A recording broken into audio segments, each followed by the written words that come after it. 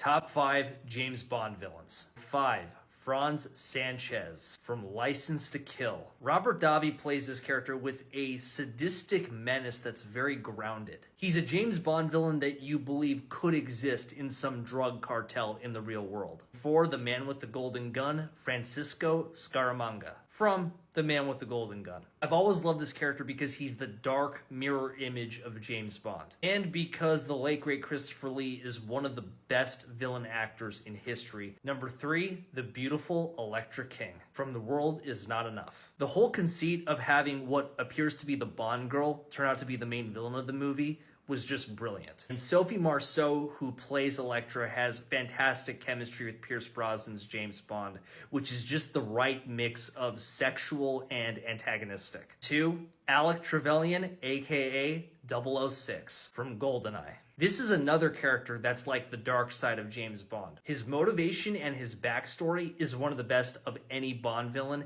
and it incorporates a really interesting little piece of World War II history. Also, he manages to come across as intimidating even though he's shorter than Pierce Brosnan. Number 1, the Bond villain that started it all, Dr. No from Dr. No. This might be surprising to some because Dr. No does not have that much screen time in Dr. No. Despite that, his presence is really felt through so much of that movie, even when he's not on screen and well before we see him for the first time. And when he is on screen, he just sets the template for what a James Bond villain is with the way he looks, his metal hands. And Joseph Wiseman plays this character with a very urbane coldness that's quite close to the villain that Ian Fleming described in the Dr. No novel.